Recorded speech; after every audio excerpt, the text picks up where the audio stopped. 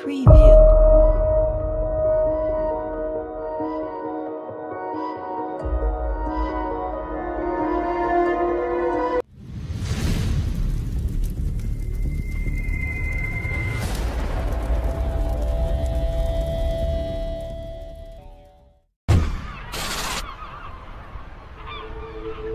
In April 2007, the airspace above the Channel Island of Alderney played host to one of the more unusual British UFO sightings. I thought initially it was an aeroplane, but clearly nothing like I'd ever seen before.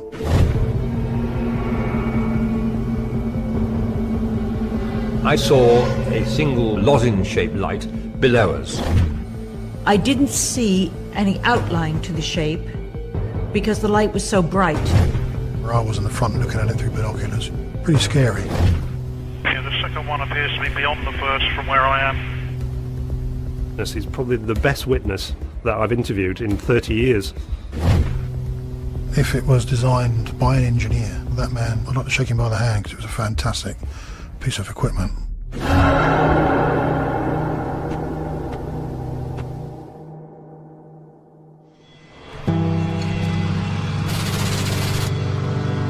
On April the 23rd, 2007, Captain Ray Bowyer was making a routine passenger flight from the south coast to the Channel Islands.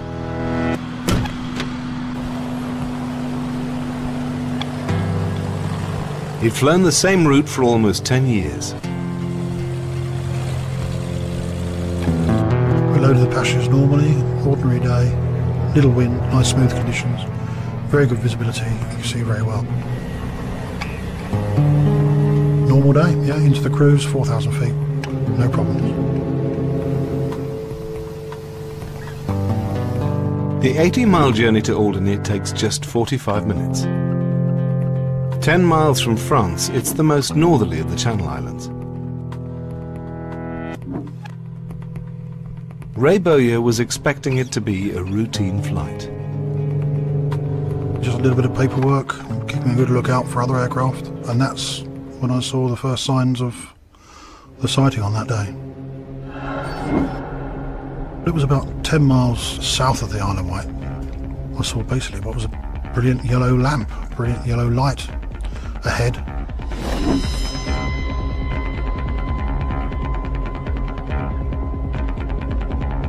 Sometimes these are reflections from the ground, and in fact I could see even from that distance that Guernsey was immediately behind that light. So I presumed at the very first sight that it was the reflection of the sun on a greenhouse. Looked at it for a moment, then expected it not to be there next time I looked back at it. Well, this didn't go away. It wasn't a couple of moments, it was a minute and then a couple of minutes. And I thought, that's strange. That's very different to anything that I've seen previously. It wasn't a reflection, it was an emission of light. And I thought, well, better have a look at this. And that's when I picked up my binoculars that I always carry.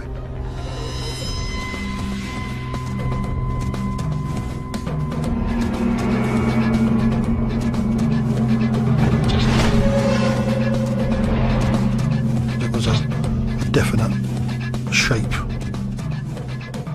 pointed at each end, about 15:1 ratio. Brilliant yellow and a dark band about 2/3 away along from left to right. Don't forget I'm looking at it through between 7 and 10 times magnification to normal eyesight. I could see exactly very quickly and quite plainly that it was nothing like an aeroplane that I'd ever seen before. I actually had to take my glasses off and lift them up just to make sure that it wasn't a reflection from behind or something like that, just to ensure that I was seeing what I was seeing.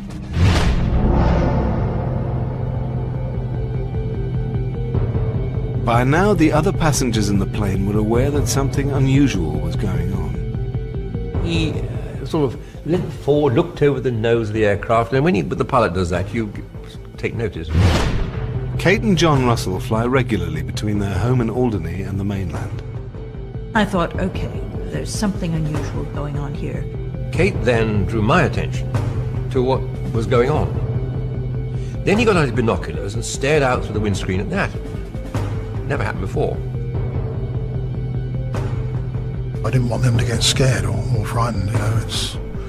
Run a professional outfit, you don't want them to be worried about anything really. However, I didn't want to turn back. Ray Bowyer's immediate thought was to radio air traffic control in Jersey. Number 544, Jersey. Hello, 544, Zone, pass message. The controller guiding the plane into Alderney was Paul Kelly. On that flight, there's very little to communicate to Ray. It's not normal for someone to suddenly start up a conversation on the RT.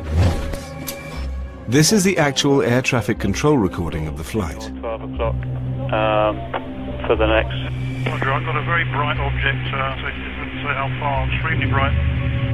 Do you have any traffic, can't really say how far, but by 12 o'clock level? He was reasonably calm, albeit I could detect he was a bit uncertain about something. No known traffic at all in your 12 o'clock. Whilst air traffic control were trying to locate the sighting, Ray Bowyer was more concerned with avoiding a potential collision. By now he'd been heading towards what he believed was a solid object for almost 4 minutes. My emotions at that time was simply, what is it? Is it coming towards me or us in the aeroplane? What's it up to? In April 2007, Captain Ray Bowyer was 4,000 feet above the English Channel, flying towards the island of Alderney, when he spotted a strange light in the sky directly ahead of him. I thought, well, was it coming towards us? What speed's it doing? Is it going to be in our way in a few moments? He immediately spoke to air traffic controller Paul Kelly. Roger, I've got a very bright object. Well, so it wouldn't say how far, extremely bright, looking, well, like a cigar. It's a classic cliche, a cigar-shaped object in the sky. It's what you hear about in reports over the years. Immediately it was very out of the ordinary. He seemed very sure. I was looking for something on my radar that fitted the bill. That may or may not be an object. It was now 10 minutes since Ray Bowyer had first noticed the object. Neither he nor air traffic control had any idea what it could be. I think I was more concerned initially about any conflict. Was it an aeroplane? Even with 20 years of flying experience to his name, Ray Bowyer wasn't sure he could believe what he was seeing. For a second opinion, he turned to the passenger sitting behind him. I suggested to him, would you like to have a look and see what you can see? And straight away he said, yeah, I can see this. And about that time, he said, there's another one. Sure enough, almost directly beyond that one was a very similar looking object.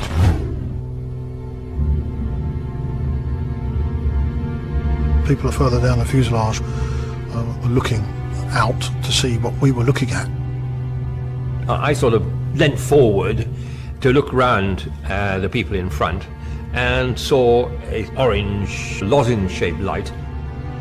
It was at that point, when he had tipped the nose of the plane down, that I noticed two very, very bright lights. I didn't see any outline to the shape because the light was so bright. You know, if you look at a headlight at night, you don't see the edges of the light. You just see the center of the light and then a diffused glow. Yeah, the second one appears to be beyond the first from where I am. It's exactly the same. It's got a gap. It's a cylindrical object, very bright yellow, and there's a gap in the light about 2/3 the way along it. I gave the air traffic controller that it was probably the size of a Boeing 737, thinking that it was about 5 or 10 miles away. But it would have appeared that from first sighting it was about 55 miles away. So that must have given it a massive size, really. Very, very large indeed. And with that possibility of it being up to perhaps a mile across, you've got to worry for the safety of an aeroplane which is the size of a postage stamp in comparison, you know. 544, any more information on that aircraft, please? Despite what Ray Bowyer and his passengers said they were seeing, air traffic controller Paul Kelly could see no evidence of anything in the air. 544, negative, nothing at all in your 12 o'clock for the next 40 miles or so. There was nothing I could determine on the radar that was unusual. Air traffic initially were fairly dismissive, but of course my sightings were dead ahead. There's definitely something there. The objects you were describing were very bright, quite large, and you'd think very obvious, so you would think that other pilots, perhaps in the area, would be able to see the objects. Although Paul Kelly could see nothing on his radar, Ray Bowyer was still convinced that what he was seeing was a solid object. Traffic into Alderney reported seeing some unidentified. Jersey 912 Golf, anything down that traffic is about 18 miles ahead of you. Very bright yellow emitting light. Jersey Bladder 832. Kelly radioed the other aircraft under his control, asking if anyone could see the unidentified object. We've got something about 8 o'clock resembling the description. Around about a similar range to Alderney from us now. The moment when another pilot said he could see something in the vicinity of Alderney, it really it did make it much more interesting. A call came in from a pilot corroborating the sighting. The objects had now been in sight for nearly 12 minutes. Ray Bowyer was concerned about getting his passengers onto the ground safely. A-line 544, Roger, would you like to send? Please, I better go down on it. It was getting to that point where I was pleased to descend and get on the ground. Despite the mysterious encounter, flight GR554 landed on time and on schedule at Alderney Airport. When we landed, Ray turned around and said that he had seen something extraordinary, something he hadn't seen in his 20 years or so of flying, and he was quite obviously disturbed by the experience. The girl who works as a crewing, Lucia, she said, you look like you've seen a ghost, you look pale. I said, well, I'm not sure if it's a ghost or not, but it was certainly something odd.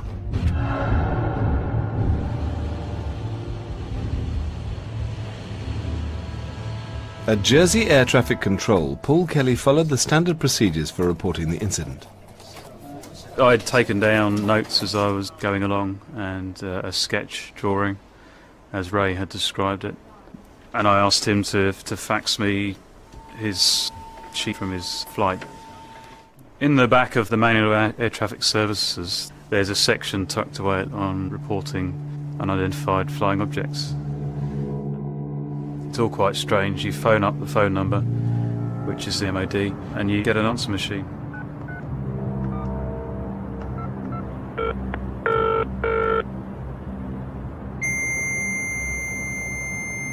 Paul Kelly faxed his report to the MOD and awaited developments.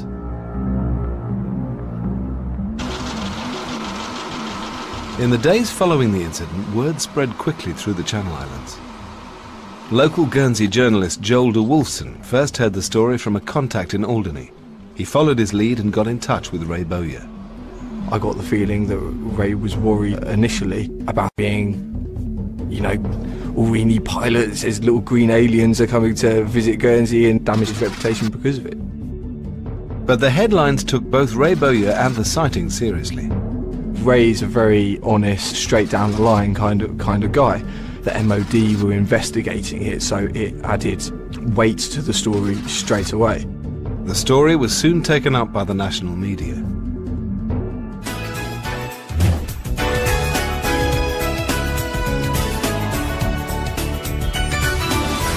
If you had to take an instinctive guess, would you say that it was something of this planet or something from outer space? I have been asked a question by the press, and my simple answer was, I don't think it's from around here.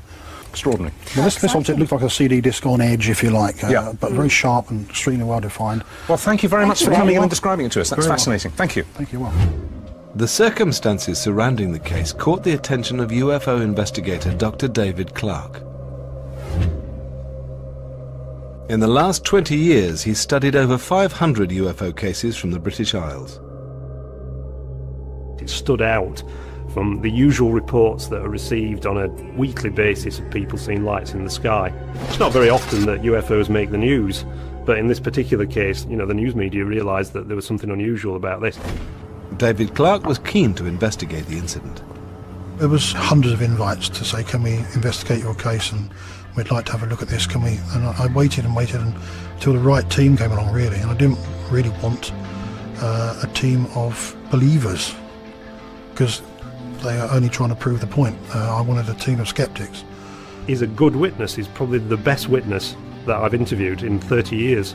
There's very little speculation. He's never added further details to his description. He's been very, very consistent in what he's described. Putting UFOs aside, David Clarke and his team considered a number of other possible explanations for the sighting. The UFO phenomena includes lots and lots of different unconnected things, you know, natural phenomena, inexplicable phenomena. There's no definitive connection between any of them other than the fact that they're all things that are seen in the sky. So there is no one UFO phenomena, there are lots of UFO phenomena. One of the more straightforward explanations for supposed UFO sightings is the weather and the effect of unusual atmospheric conditions. One of the leading experts in the field is Dr. Grant Allen of Manchester University. The atmosphere can play all sorts of tricks with light, especially light from the sun. Anybody that's ever come into land over an airport might have noticed below them rainbows, dances of light on the tops of the clouds, shadows. I think because they were described as sunlight yellow, that sort of gives the game away that it's some sort of reflection of sunlight. Dr. Allen created a computer model of the prevailing weather conditions over the Channel Islands at the time of the incident. His model indicated an unusual meteorological anomaly, a temperature inversion, where bands of hot and cold air switch places to create an effect which causes the sun to appear as a narrow band of light. Even for Captain Bowyer, who might have had years of experience and many flight hours, the range of atmospheric conditions could be such that he just wouldn't have recognised this optical phenomena in this case. I'm sure some of the sightings are likely meteorological phenomena, but I was actually seeing something which was tangible and physical, and not a reflected light, not some sort of atmospheric effect. If what Ray Bowyer saw over the English Channel wasn't a natural phenomenon, then what was it? 544, any more information on that aircraft, please? 544, negative. It's just the primary contact that we sometimes get. Pilot Troy Queripel knows the skies over the Channel Islands well. With 15 years' experience of flying in the region, he has his own theory as to the cause of the mysterious lights.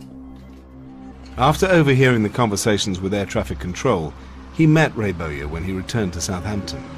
Ray convinced me that what he'd seen was real. It was hardware. It wasn't weather phenomenon. He'd never seen anything like it before.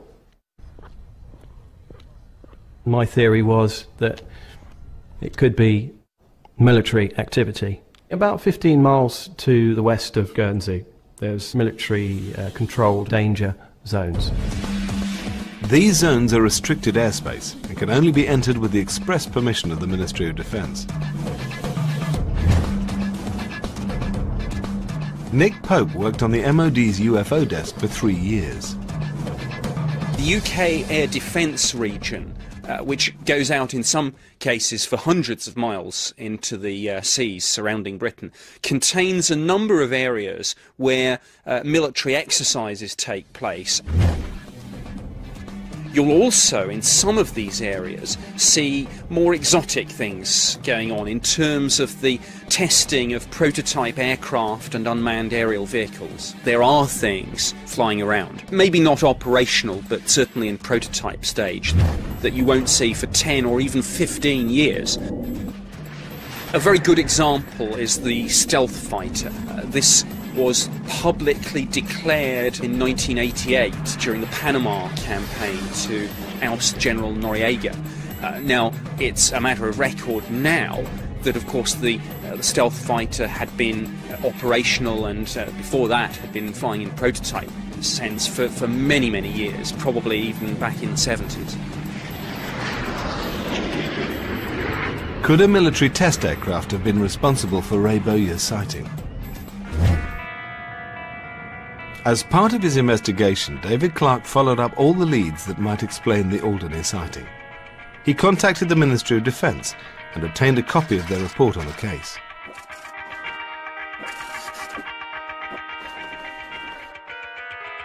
In this particular case, we were able to eliminate military activity pretty early on. The Ministry of Defence said on the record that there were no military exercises taking place. For Ray Bowyer, it confirmed his own theory as to what he'd seen. I believe it was nothing like any aeroplane. I've seen some strange sort of development type aircraft over the years. The Flying Wing, the Vulcan type aeroplane, various German experimental aircraft, but nothing like this, nothing that emitted a brilliant yellow light, and it wasn't a reflection, it was an emission of light.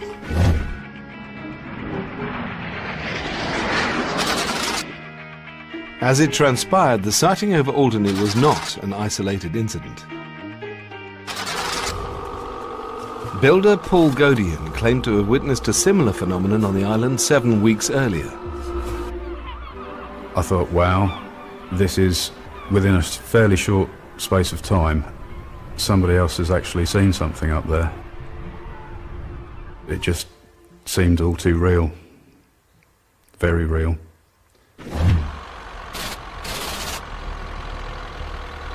Paul Godian was alone on the northern tip of the island just before dawn. I like the walk in the morning. It's a nice part of the island, and I do that every day.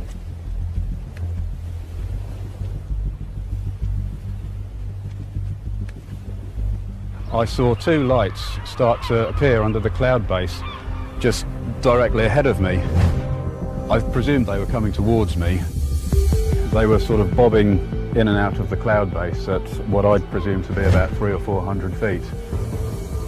This seems strange, as the only aircraft at about 6:30 in the morning would be the paper plane going over to Guernsey. And at that height in misty weather, it just didn't seem as if it would be feasible for it to do so. But then the set of lights did something completely unexpected. The one on the left darted at a really high speed towards the left, the west. I panned around to follow the line of sight, and all of a sudden, between myself and the two forts, appeared 20, 25 maybe, lights of the same size, bright white lights, in a sort of broken arrowhead shape, broken dart shape. They were moving horizontally along the sky line below the cloud base, south towards Guernsey. And there was no noise, absolutely no noise from any of it at all. I didn't know what to think. I really didn't know what to think. I just thought, that is really strange. After two seemingly inexplicable sightings in less than 2 months, was there something about the island of Alderney itself that could provide the answer?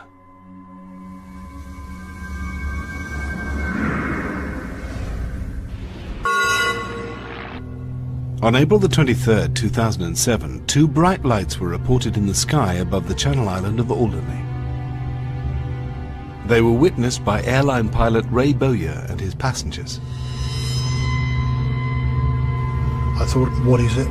Is it coming towards me or us in the aeroplane? What's it up to? Just 7 weeks earlier, Paul Godian also claimed to have seen strange lights floating above the island. It just seemed all too real. Very real. If these sightings did have a rational explanation, one theory was that they were Earth lights. A natural phenomena caused by a movement of the Earth's tectonic plates, Earth lights are often seen in the sky before an earthquake. Geologist Professor Peter Salmond has studied them in detail. Earth lights can have many forms, and certainly seeing a pair of lights looking like a low-flying aircraft could easily have been Earth lights. They hover close to the ground and bathe the air in this sort of mysterious sort of glow. The island of Alderney does lie on a geological fault line known as the Alderney-Ushant Fault. Could this have been the cause of the mysterious lights in the sky? 4 days after Ray Bowyer's sighting, seemingly compelling evidence for this theory presented itself.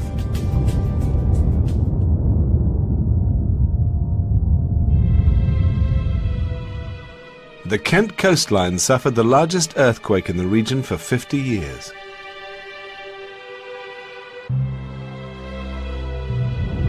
During the build-up to the earthquake, the tremors would have been large enough to reach the Alderney fault lines, with a force sufficient to create the lights in the sky.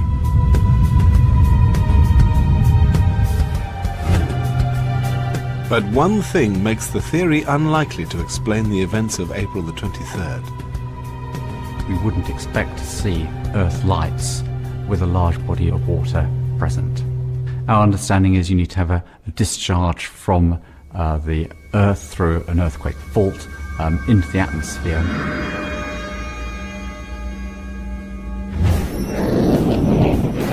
Whatever the explanation, Ray Bowyer isn't the only airline pilot to have witnessed strange lights in the sky. Since World War II, there have been thousands of sightings of unidentified flying objects recorded by pilots. Some of the crew and passengers of a BOAC Stratocruiser reported seeing mysterious objects in the sky over the Atlantic. In 1954, Captain James Howard, on a flight from New York to London, claimed to have seen something resembling a flying saucer. Well, very conveniently, Captain, we've got a nice blackboard here. This object was continually changing. Sometimes one end would appear to disappear. Sometimes this was very much larger. Sometimes it was almost a V-shaped affair like this. And I think there's no question that it was no illusion and that it was being intelligently handled. UFO historian Tim Good has compiled hundreds of declassified eyewitness accounts from pilots.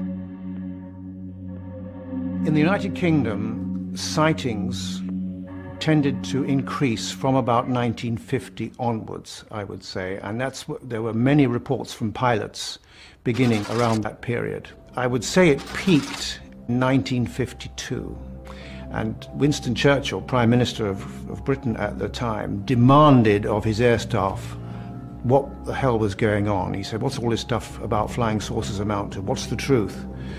And in a few weeks they came back to him and said, Prime Minister, don't worry, it's all been dealt with. We've been in touch with our American counterparts in intelligence, and all the unexplained sightings have been explained, and there's nothing to it at all. The response of Churchill's air staff was designed to end investigations into UFOs. But despite official denial that such objects existed, sightings by pilots continued. In October 1954, Flight Lieutenant James Salandin was flying a Gloucester Meteor out of RAF North Weald in Essex.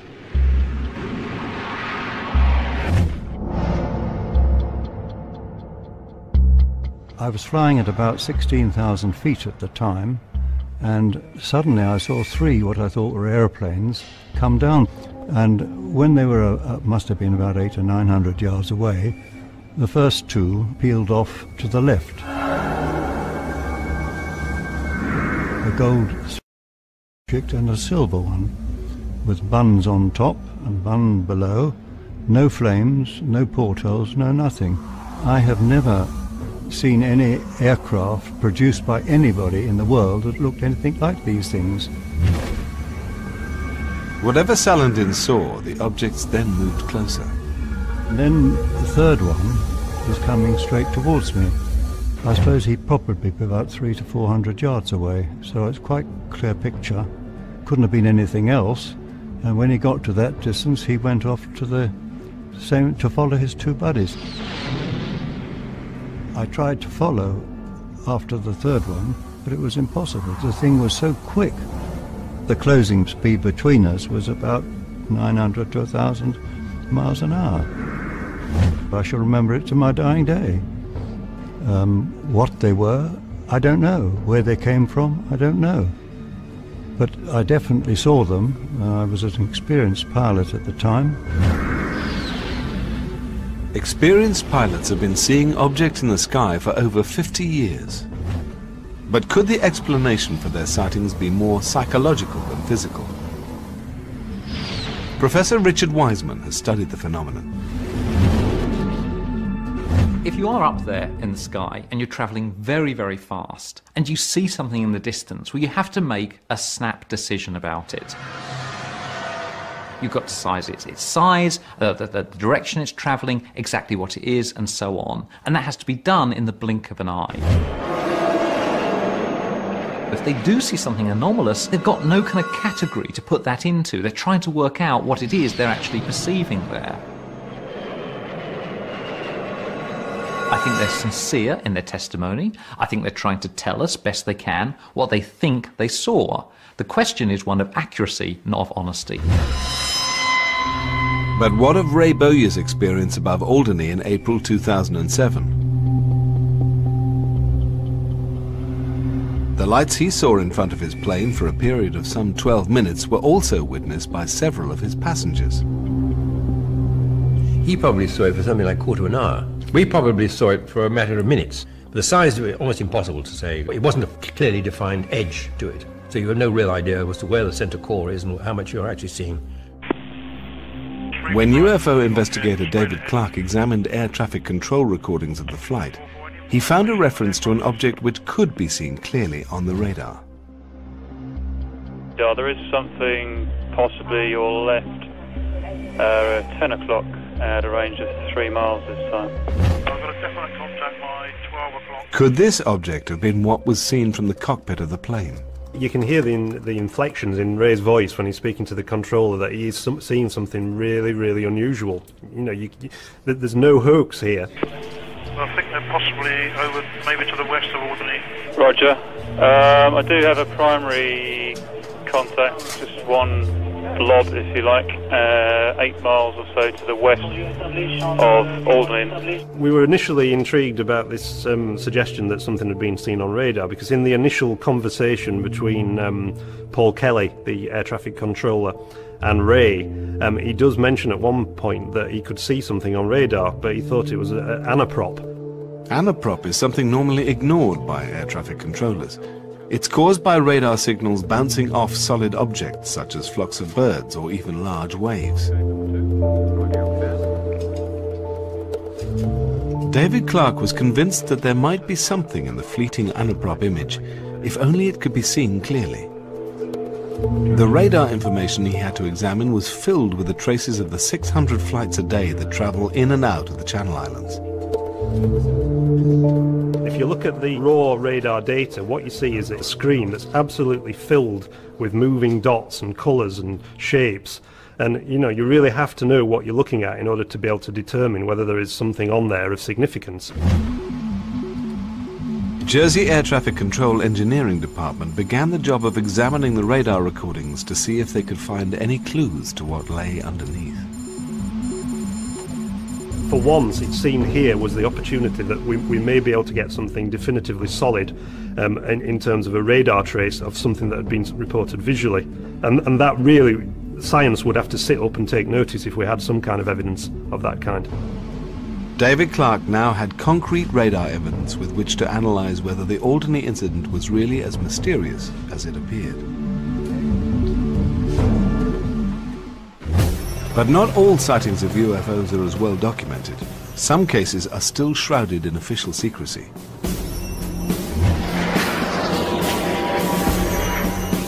On April the 21st, 1971, Wing Commander Alan Turner was supervising air traffic controller at RAF Sockley in Hampshire. He's never spoken publicly about his experience before. I was sitting at desk, just twiddling the thumbs. All of a sudden the coordinator said, "What is that?" To the east of Salisbury Plain were, at that point, 2 radar returns. They're called blips. They were travelling in a southeasterly direction, and a third appeared, a fourth appeared, a fifth, a sixth appeared, all from the same spot. Very, very unusual indeed. What is this? It doesn't obey any of the known rules. Turner examined the blips on his screen and concluded that the only thing that could have been moving at that speed was the most advanced fighter of the day, the Lightning. But the sheer number of aircraft indicated was simply unbelievable. It was so unusual, people just looked at it and said, "What is going on?"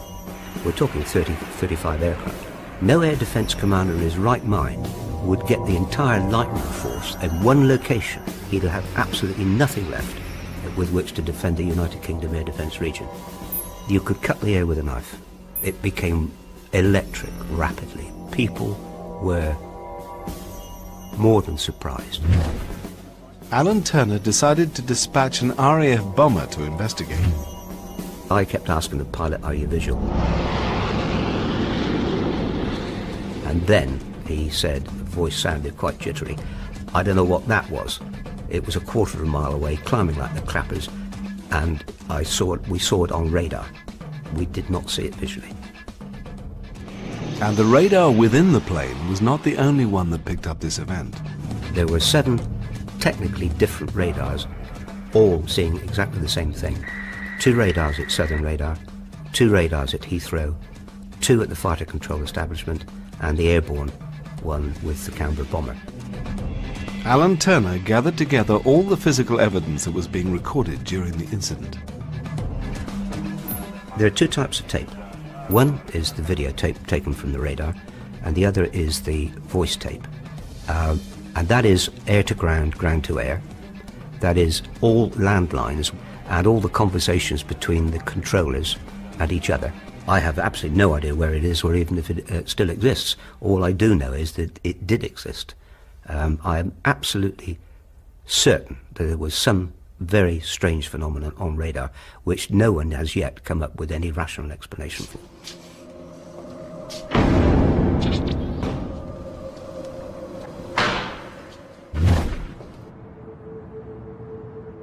Over 30 years later, the evidence of Alan Turner's encounter has still to be released into the public domain. I think the policy behind this was they were baffled, they didn't know what these UFOs were, and they didn't want that fact emerging in public that they couldn't explain what was going on. Whilst evidence of military UFO encounters is rarely available for public scrutiny, Ray Bowyer's sighting over Alderney was different. Engineers at Jersey Air Traffic Control had access to their original radar records. They isolated the 12-minute period in which Ray Bowyer claimed to have seen objects in the sky in front of him, then stripped away the tracks produced by identifiable aircraft.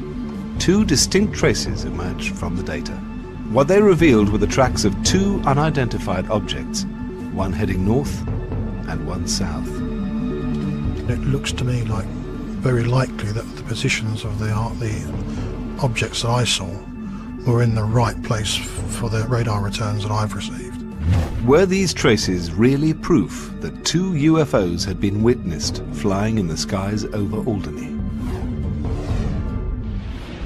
Yeah, the second one appears to be beyond the first from where I am. In April 2007, pilot Ray Bowyer witnessed 2 unidentified objects over the Channel Islands.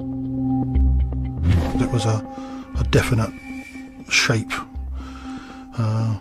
pointed at each end, about 15:1 ratio, brilliant yellow and a dark band about 2/3 away along from left to right. I think they're possibly over, maybe to the west of Alderney. Roger. I do have a... UFO investigator David Clark studied the available documentary evidence, 8 miles or so to the west of... paying particular attention to the data provided by air traffic control. Possibly be the second one furthest out that I can see. You really have to know what you're looking at in order to be able to determine whether there is something on there of significance. And a lot of the returns on that screen can be eliminated.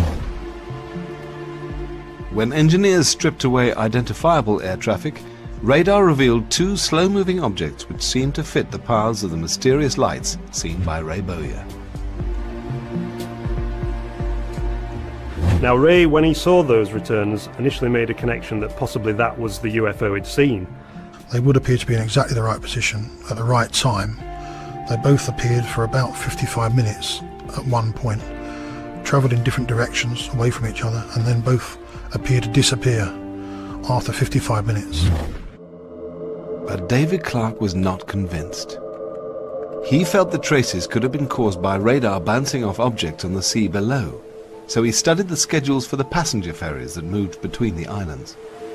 We know from reconstructing the route taken by the ferry that it would have been in that general area at precisely that time, or certainly around that time. So I think it's far more likely that one of those prominent tracks is a ferry.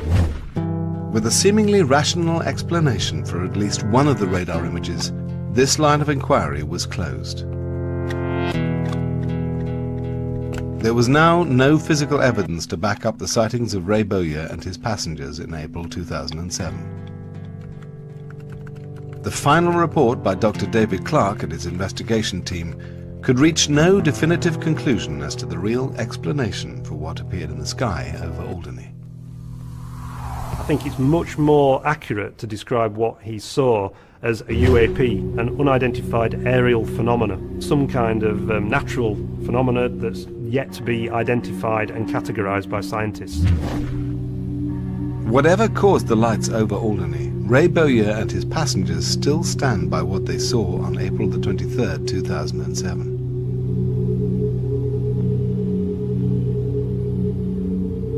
I was a bit disappointed that they hadn't found a solution, because it now hangs in the air with all the other hundreds of cases. It isn't until later on you realise that somebody like Ray is regarding it as something quite out of the ordinary that you begin to wish that you paid more attention. I hope we live long enough to know the explanation. I have to confess now, every time we get in a plane, I keep wondering, are we going to see the lights? As for Captain Ray Bowyer, he wasn't the first pilot to spot something unexplained in British airspace, and it's unlikely he'll be the last. I kept asking the pilot, "Are you visual?" He sounded shaken. There was clearly something which he did not understand and couldn't explain, any more than we could. The description I've given you was quite true. I shall remember it to my dying day. If it was designed by an engineer, that man, I'd like to shake him by the hand, because it was a fantastic piece of equipment, if that's what it was. I can't really go much further than to say what I've said all along, is that this thing's not from around here.